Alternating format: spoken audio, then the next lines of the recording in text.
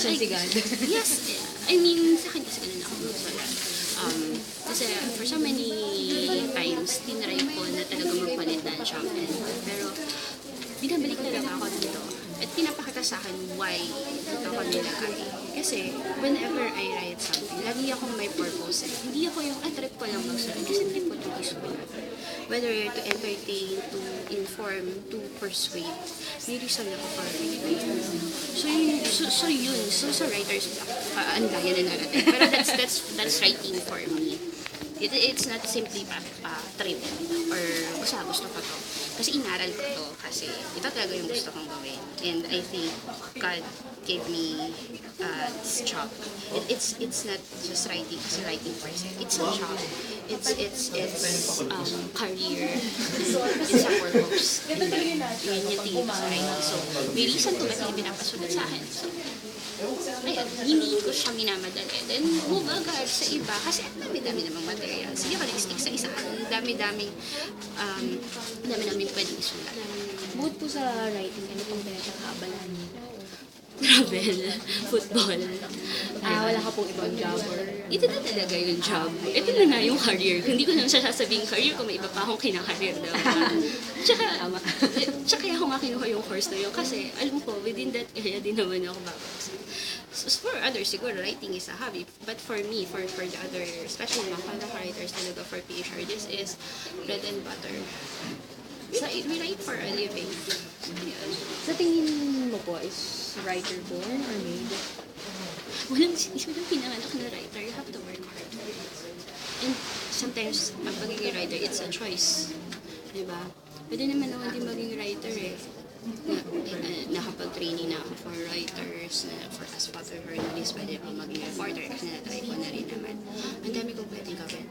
Pero, at mas malaki yung kita, at mas maganda yung opportunity, at mas exciting kung tutuusin. Pwede rin naman ako maging sikat habang hinahabol ng bala. But this is really my choice. Writers are not born. Siguro may mga talagang sadyang talented. It's a gift, yes, but it's also a choice. You have to work hard for it. Walang pinanganak na magaling, yabang mo naman, ikaw walang pinagpala. You work hard for it. You have to learn lagi. Lagi ka dapat mag-aaral. You have to improve your craft. Kung ano man yung gusto mo. Kasi, ayun, kahit mga veteranong writer nag-aaral pa rin, inaaral nila yung ano nila. Kung ikaw pinapala ka,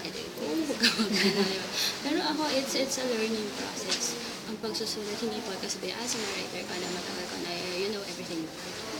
Siguro nakapag-develop lang ako ng sarili kong rules, sarili kong style, sarili kong standard in writing, sarili kong prinsipyo at paniniwala. But at the end of the day, I still have to learn kasi di naman ako Diyos na alam ko lahat.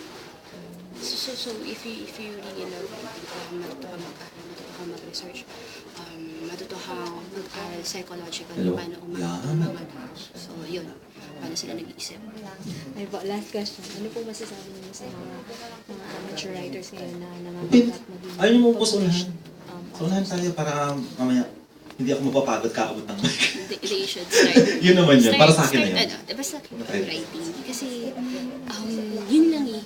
Laging marami kasi nakakatawa kasi. Ay, gusto ko po maging writer.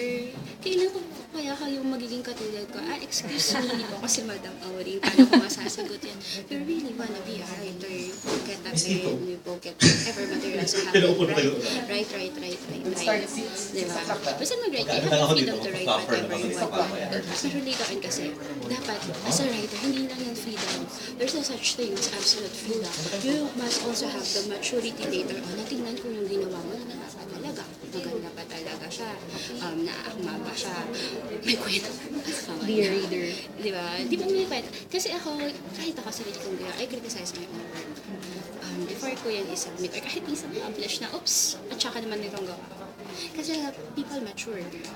Diba? So, kailangan sa writer may maturity ka rin. May... Dito kayo kahapon? Mature, Sa opening matutawag ng kang literary festival. stagnant na, ako magaling So ito lang tayo pinanta niyo. This is the first event ever. So, ayun po. Tayo nagbabasa ng Ilan po picture yung mga books. questions ko ni Sophia? Lahat? Hindi? Thank you po for the